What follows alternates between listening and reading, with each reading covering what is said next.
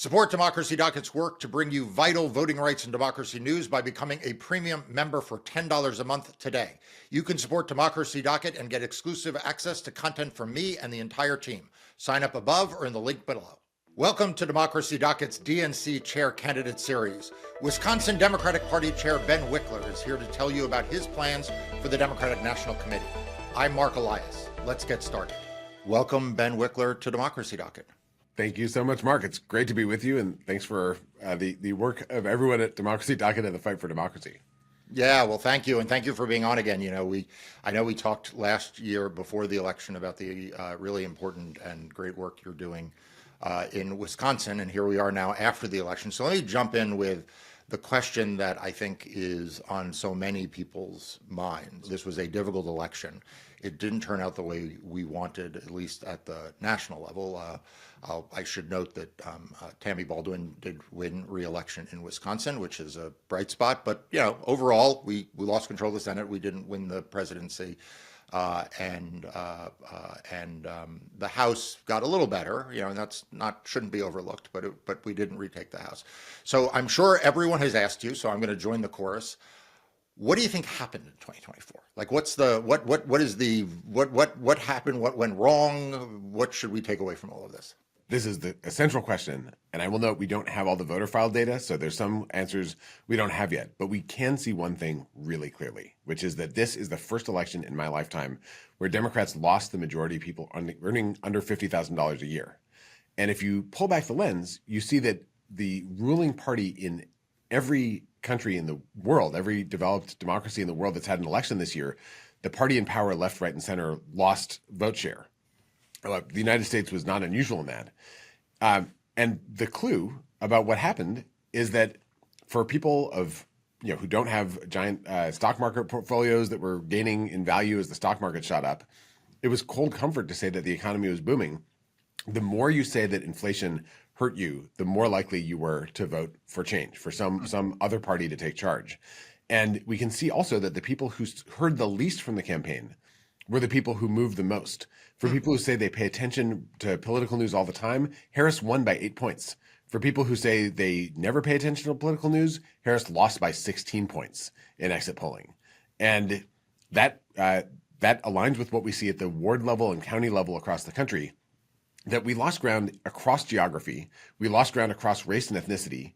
We lost ground especially with younger and middle-aged voters. And this is basically working folks, often who got support during the pandemic, first with Trump's signature on the check that was there because of Democratic votes, and then from support that came through in the Biden-Harris administration. But then that support went away at the same time as prices went up and stayed up, even though inflation was dropping. So you were getting help, and then it went away. Prices went up. Life seemed unaffordable. And if you weren't hearing from the candidate about what Harris was going to do to help you in your life and what Trump was going to do to hurt you, then you're just like, this isn't working for me. I want something else. And that points the way to the prescription, which is the Democratic Party has to be fighting for working people in ways that they see and feel. And that means communicating in places where people who don't watch the news get their understanding of the world. That means a lot of the podcasts and video things like we're on right now, and a ton of other ones, and YouTube and big group chats that people are on, and the places that are outside the political conversation, and fighting fights that make clear that we're on the side of working people for an economy that works for everyone, where everyone has kind of freedom and dignity and a fair shot. And we're against the folks who are trying to rig this entire country for the benefit of a tiny group of far-right billionaires at the top. And if we can lay those battle lines out in a way that people feel in their gut, I think we have a chance to win back a ton of votes from working people across the country and win elections in these next 4 years. Okay, so that sounds right. I mean, it sounds great. You have been a very successful chair in the state of Wisconsin, achieving actually something of national celebrity and great reverence.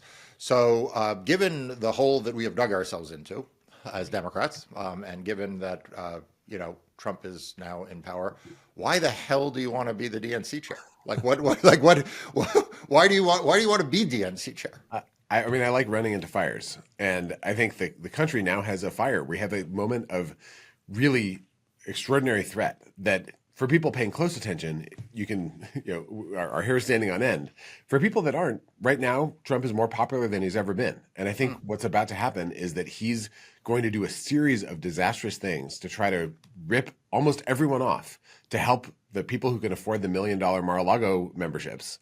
And it's going to piss a lot of people off. And the Democratic Party should both build a fortress to stop those attacks from creating massive harm on tons and tons of people, and also build a sail that can catch the political energy and help to make sure that that actually propels us to winning elections. And that means building a strategy in every state. What are the fights coming up in that state that open the path to a functioning democracy and an economy that works for working people? And then building year-round organizing and communication, war rooms that can speak across all these different platforms and all these different places to all these different communities in states and nationally. And that's what we've done in Wisconsin. That has been my work for the last 6 years. And we've been able to unrig our state. We flipped 14 state legislative districts this year because we finally have fair maps that are the result of years of fighting and organizing and work that you and others have done. And if we can do this on a national level, then even though there are going to be some really bad things that Trump does that will frankly create a lot of pain for a lot of people, this can also be the moment when we rebuild the huge movement that believes in democracy and believes in a fair economy, and create something better for the long term.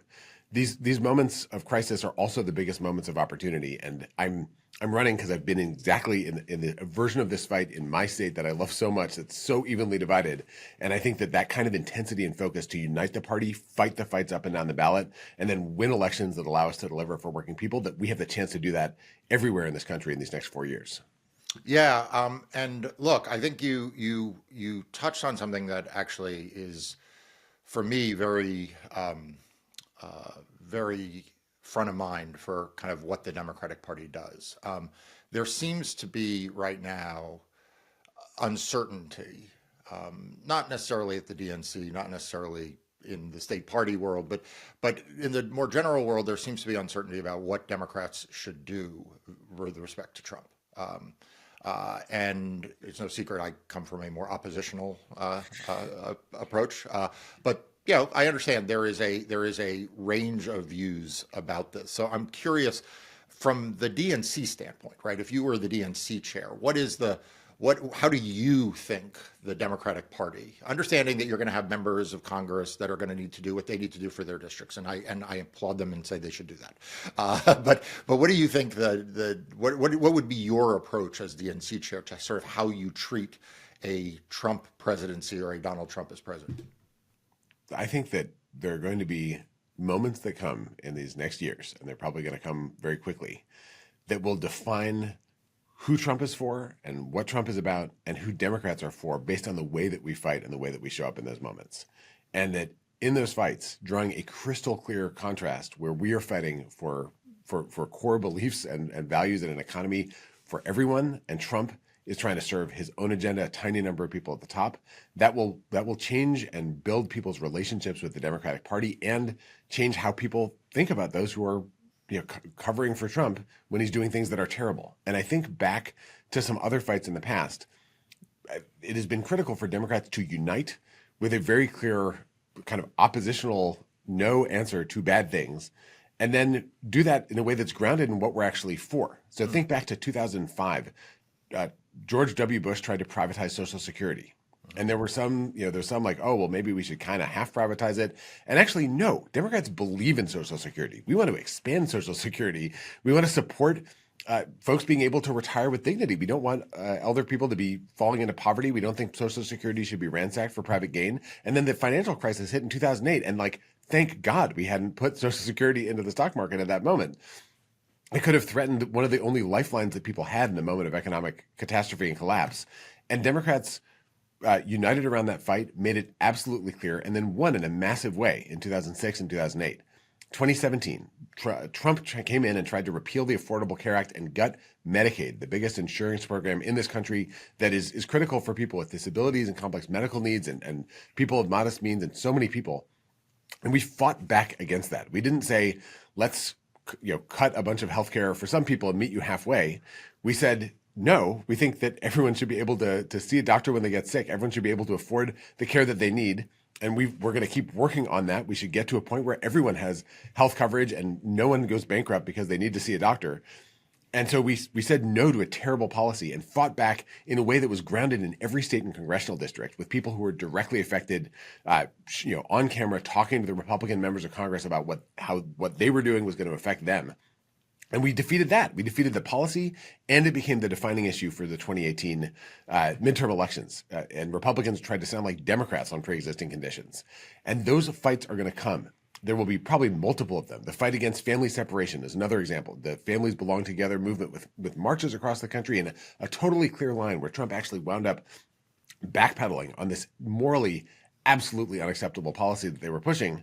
There are going to be fights like that. And I think that how we choose the fights, obviously we're going to have a lot of things that that we disagree with this administration. We're going to make that clear and live out our values. And some of those fights will be ones where we can actually mobilize a massive wave across the country in a way that gives Democrats the opportunity to show who we're for and who Trump is for and how he's against what the vast majority of people want. And making those the central story of this administration, I think, is a critical job that the DNC can help propel with united elected leaders and grassroots groups and unions and the labor movement, like working all together. We're going to have a chance to really define the battle lines. Trump represents a tiny number of people with a view that the whole country should basically serve them, not have a voice when they disagree, and make them even wealthier. And that is unpopular. And if we can make that vivid and make it clear that we're on the side of working folks across the country, across race and ethnicity, in rural areas and suburbs and cities, then Democrats not only can prevent some of that damage that Trump wants to inflict, but we can win a ton of elections and have a mandate to do the right thing when we get elected. Yeah, I want to pick on one other thing that you said that I think is worth exploring a little bit. One of the criticisms that you sometimes hear from people about the DNC is that it is very focused on presidential elections, and I find it very interesting. And by the way, it needs to focus on presidential elections. I don't think there's anything wrong with that. But one of the things that I think is very interesting about your background, and also in one of the things you alluded to, is in your position you had to oversee essentially the rebuilding of the local bench or the state legislature, judicial elections, other things that are going on at that Democrats have to care about other than the presidency. And I'm just curious, as if you were DNC chair, like how do you see that experience that you had balancing with the understandable pull that people have towards the presidential election? I mean, you may say you faced that actually in 2024, even in a swing state. But how do you what is that balance? So I think that as a national party, we should be a partner with every state to build a plan to fight and win at all the levels of government. And I think one of the things that we can kind of see vividly is that doing that work makes it more possible for us to win the White House. And let me explain what I mean by that. So like right now, if Republicans hadn't been able to grab the majority on North Carolina's state Supreme Court in 2022, Democrats would have a U.S. House majority right now because Republicans rigged that state and took away 3 congressional seats that where voters had chosen Democrats, so they chopped them up so that voters wouldn't have that choice. And in Wisconsin, we work in our state Supreme Court races. We have a giant state Supreme Court race coming up April 1st, which let me just say, everyone should mark their calendar because that is the first big statewide election of this new Trump era. And we're going to be absolutely fighting to win. Susan Crawford is our candidate against a far-right guy named Brad Schimmel. So donate to Susan Crawford, get involved, volunteer. Those races wind up determining the voting rights that go into the presidential contests. Those races determine, whether we have an abortion ban in place and make clear who Democrats are for when it comes to issues that directly affect people in their lives. We had drop boxes banned when the Republicans had the Supreme Court in Wisconsin. Now they are legal, and I'm sure the Republicans would ban them again if they took power. The state legislative fights. We stopped Republicans from getting a supermajority in the state assembly in 22. That prevented Republicans from taking over our state elections commission, which has a bipartisan board right now. And if they had gotten that, they were talking about making it impossible for college students to vote where they actually live and go to school, for example, which would have absolutely cost us the U.S. Senate race. And if we'd won by an inch in the presidential, that would have cost us that too. So it ladders up. And by fighting in the down ballot races, you actually build the muscle and strength and the relationships with volunteers and all that, cleaning up data in a way that allows you to be more successful in presidential contests. So in Wisconsin, our in-state team and our in-state organizing program basically became the presidential campaign in Wisconsin. It wasn't something that was then, kind of parachuted in or grafted on. And that's my goal here, is that we build through the state parties in partnership with the national party, the kind of organizing infrastructure that means that by the time we have a nominee in 2028, there's already a campaign ready to go. And we also have the campaign ready to go to sustain the House majority that we won in 26 and to win the Senate majority and win the governor's races and the down ballot, statewide and state legislative fights like this. With good organizing, every fight makes you stronger, whether you win or lose that election, sometimes for external conditions reasons, but you come out of it more ready to go for the next fight. And that's the spirit that I want to be at the core of the work in the Democratic Party. And it means expanding the pie. It means raising a lot of resources, it means deep partnerships and alliances, with the whole kind of ecosystem of who we work with, very much grounded in the labor movement, the fight for working people. And if we can do that, then I think that we don't have to make a choice between winning the presidential and winning all the things that allow a Democratic president to be able to deliver change in people's lives by passing laws. I think all those things are part of the same mission, and that's the real metric of our work. It's not just winning elections, it's being able to actually create change and deliver for people. And to do that, we have to win elections. And that's why we have to build this kind of strength. And the ultimate result of all that is that people are going to have better, freer lives with more opportunity and more security and dignity across the country. And if we do that, then we can have a good night's sleep. Yeah, and so I want to just let people know that what you heard Ben say about North Carolina, absolutely true. I mean, the state Supreme Court in North Carolina, which had been a moderate, balanced court, had struck down maps saying that partisan gerrymandering was illegal under the state constitution. Republicans invested heavily in those state Supreme Court races. They won control. They then repealed that decision, and as a result, flipped the congressional map in exactly the way he said. And that is responsible for the entire numerical advantage that Republicans currently enjoy in Congress. They also, by the way, that paved the way for further partisan gerrymandering of their state legislature. So when people read about all of the power grabs going on in North Carolina over the last few years, that is in part because they have been able to gerrymander their state legislature.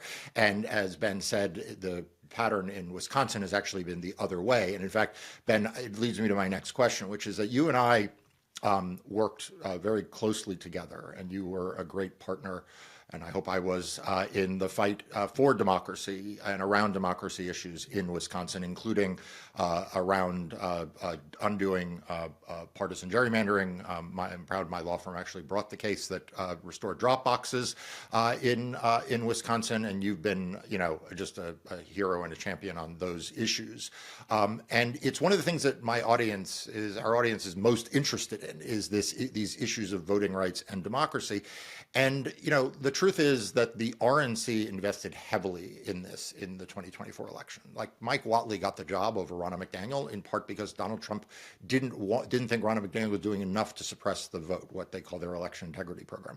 And when you look at the sheer number of lawsuits that the RNC was involved in compared to the DNC, it was clear that whatever you at the Wisconsin level, and again, there were a lot of lawsuits at the Wisconsin level, so I'm not and I'm not even faulting the DNC. I mean, they have to make strategic decisions one way or the other, but it was clear that the Democratic National Committee in 2024 did not view this the same way that the RNC did in terms of how aggressive it wanted the issue of voting rights and voter protection and the like to be in states where you had, like Wisconsin, where you had it sort of an indigenous program. They were very supportive, I'm sure, and they were supportive elsewhere. But there's a long way of saying, I think that there are a lot of people who have questions about like what the DNC would look like on these issues under your leadership if you were the chair. We should be really clear-eyed, as you are in this community, is that Republicans try to get power and then change the rules and rig the system to make sure that no one ever can win that power back. That is their playbook. It's that they seize control, they win control, and then they try to rig everything to prevent the public's voice from being heard. And I think that as Democrats, we should view that as a core part of the fight.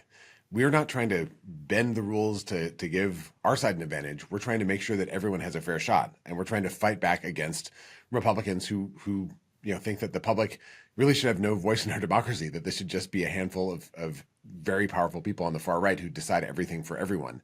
And we just fundamentally disagree with that. And I think that these battles over voting rights, over gerrymandering, ultimately, if we win power, then we can have a real conversation about the power of money in politics and how that functions. Because it should be the public's voice that determines what happens in this country. And this is a country where, is a country of working people who do not have billions of dollars to throw around. And if you look at the biggest donors in this election, it's a handful of people who want to build a system that just benefits themselves. And that to me, I think, is a core part of the DNC's job, and a core part of the overall movement for democracy's job is to pay attention to what happens with the rules. What we're watching from the U.S. Supreme Court is just ghastly, and it's going to take a long time to be able to correct and address that. But there's a ton happening at the lower court levels and other federal courts, in state courts, in county courts, all across the country, that will determine whether we actually have a democracy in any meaningful sense or not. And I think the battle is happening on all of those lines at once. And that's something that to me has been at the core of how we've thought about it in Wisconsin. And I think it needs to be part of how we think about it as a national party. All right. The final question I have for you, is a difficult one for me. I was born, Debbie Wasserman Schultz, the DNC chair, a few cycles ago, once asked me, "Why are you a Democrat?" And I said, it's interesting. I was born a Democrat. My grandparents were able to make their way, in this country because of Franklin Delano Roosevelt, a revered figure in my household. My parents, for them, what President Kennedy represented was the best of America. For me, Bill Clinton, represented a watershed moment in my young adult life, and Barack Obama inspired me and millions of Americans to be proud of the Democratic Party and everything it achieved. I worked proudly for John Kerry. I worked proudly for Hillary Clinton, who I thought would have been an extraordinary president. I was happy to assist Joe Biden in his elections. Like I have always viewed my association with the Democratic Party as a point of pride. But the reality of it is that as I look out in the landscape, the Democratic Party brand is not everyone feels that way. There has been alienation among key constituencies and people, and a diminution of what people think it means to be a Democrat. So I partially want you to say what you would do about that, but also what gives you hope? What gives you hope that can change, and that we can restore people to seeing the Democratic Party the way, frankly, my family and I always viewed the Democratic Party, which was the party of opportunity for people like us.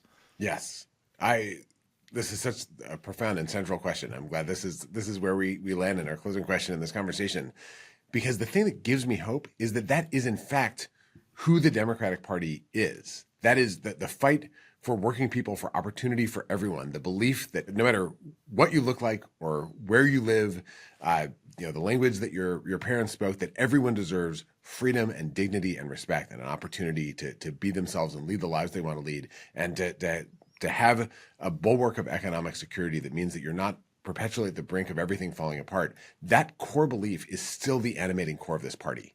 And the thing that gives me hope is there's a shared belief, a shared recognition that these are our values, and that we need to make the case to folks in a way and fight the fight, walk the walk, and talk the talk in a way that allows people to see that is what we're all about and who we are. Now, right now, so many people only hear about Democrats from Republicans. Mm-hmm. So much of the national conversation is dominated by people who want the Democratic Party to fall apart, that are trying to break off all different kinds of groups of people and tell them that Democrats actually don't care about people like them. They just care about someone else. And to change that, we're going to have to change how and where we communicate. And we're going to have a ton more communicators who are trusted and credible messengers in their communities. And we're going to have fights that we can point to that show what this party is about. Because part of how generations of people have identified themselves as Democrats is that they've seen that Democrats were there for workers' rights, that we were there for the New Deal, that we were there for civil rights, that we created Medicare so that seniors could get access to medicine when they were in the last decades of their lives. That over and over we've made a difference in people's lives that is fundamental to what it means to be an American at this moment. And fighting for that change, fighting against those who try to change things for the worse, and then actually being able to deliver in a way that people will never forget. That is ultimately how we build a Democratic Party that people identify with as their champion and their vessel, their vehicle to be able to fight for the kind of world and life that they want to have. And that's the work of the party. That's why I'm running for chair. The only real measure of our work is our ability to make change that people feel and see, and then know who was there for them in that moment when they needed it, who was fighting back against those who were trying to take away things that were fundamental to the kind of lives that they want to lead. And if we can bring that fight, I think that we can build a Democratic Party that reflects what we know this party is all about. But it can not just be what we think and believe, it can be what people see and feel and say, and then carry that message out and build it even stronger. Ben Wikler, thank you for joining me today, and good luck. Thank you so much, Mark. Thank you so much for watching this episode of our DNC Candidate Chair Series. To stay up to date on the latest voting rights and democracy news, subscribe to Democracy Duck. It's free daily and weekly newsletters. We'll see you next time.